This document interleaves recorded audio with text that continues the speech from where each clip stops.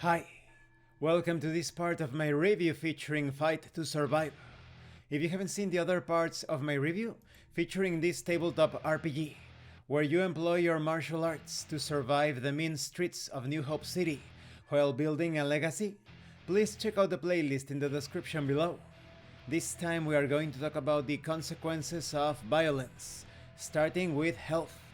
Health is organized into escalating brackets to track a fighter's physical condition and detail the extent of their injuries, when they go unconscious and when they die as a result of too much punishment. There are 4 brackets representing different states of health, denoting a progressively worsening physical condition for your fighter. You have bruised, beat up, knocked out, and dying. If a player character has no checkboxes in health field, then they are considered fighting fit, in the pink, and all in all relatively healthy.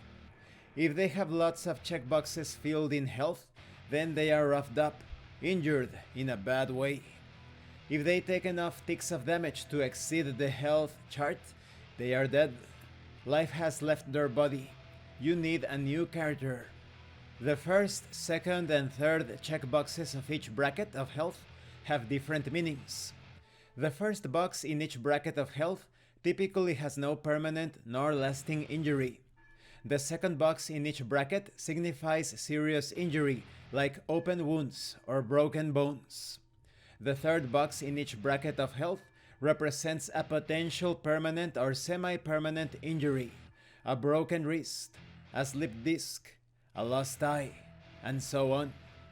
The higher up the brackets, the more severe the injury the character suffers. Where the first check of bruised has no mechanical reinforcement, it serves mostly as a warning to the players. The first check of knocked out involves the risk of passing out. It gets worse the farther up it goes. Each field checkbox in health represents some kind of injury when the fighter is successfully hit. Most of the time, a move does 1 tick of damage. When your fighter takes damage, fill in the first checkbox on bruised, the farthest bracket to the left. The next tick of damage you receive, you get to choose where it goes. You can either worsen a current bracket of health by filling in the box directly to the right of the one you filled, or jump your checkmark up to the beginning, farthest left first checkbox of the next bracket of health. Once a checkbox is passed over to check something higher, a lower box cannot be checked. There are various sources of damage detailed here. For example, a strong unarmed hit, random objects, or improvised weapons usually deal 2 ticks of damage, while guns, poisons, electric shock, and the like could deal 5 points, while explosions, getting hit by a train, or shot by artillery, you suffer 12 ticks of damage in that case. Now it's important to note that 2 brackets on the health track trigger special states when their first checkboxes are filled. In the case of the knocked out bracket, of course, you are unconscious. In the case of the dying bracket, well, that's pretty self-explanatory. This game is quite deadly, and you may end up with bleeding wounds, broken bones, or even poisoning. Now let's talk about healing. How to recover checkboxes and erase checkmarks in health is a complex prospect in a world of constant violence, and it depends on what checkbox it is. When it comes to the first tick, all first checkmarks in each bracket of health can be erased at the same time if the fighter undertakes a rest segment at any time during the general play. When it comes to the second tick, all second checkmarks in each bracket of health can be erased at the same time if the fighter chooses Affirmation of Life as their end-of-year activity. When it comes to the third tick, a single checkmark from a third checkbox in any one bracket of health can be erased during the end-of-year activity, Affirmation of Life. But you must choose between doing that or erasing all second checkboxes.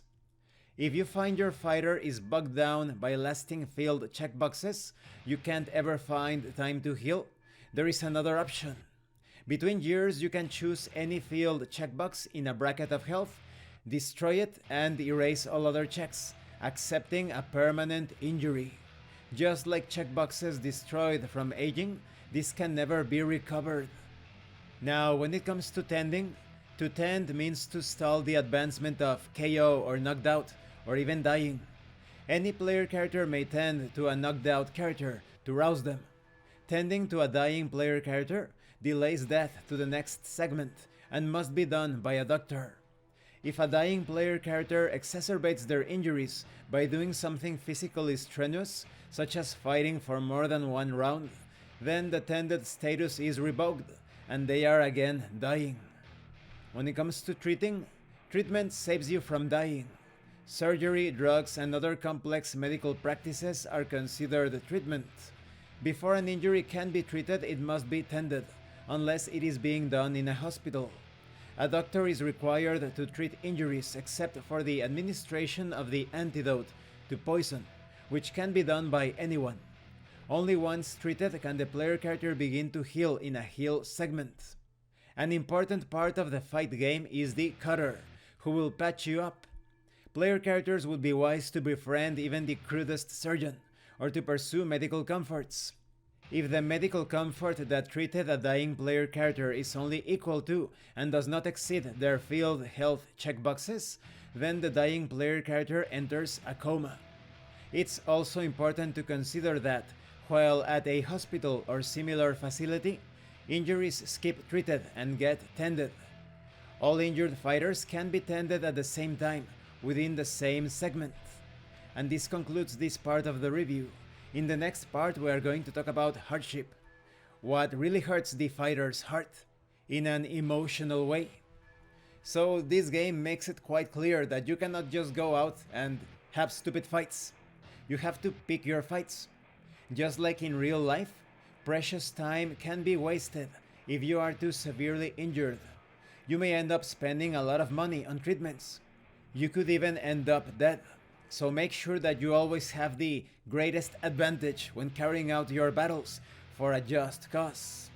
Thank you for watching this part of the review, and thank you for your likes and your comments. If you have any questions or comments, please let me know. And thank you so much to those of you that are going the extra mile to support the channel. If anyone else wishes to further support the channel, the information on how to do that will be in the description below. This has been Abraham El Jaguar, a professional game master. If you want me to run a game for you, please check out the pinned comment below. And remember, master roleplay and you will master the game. Once again, thank you, and see you later.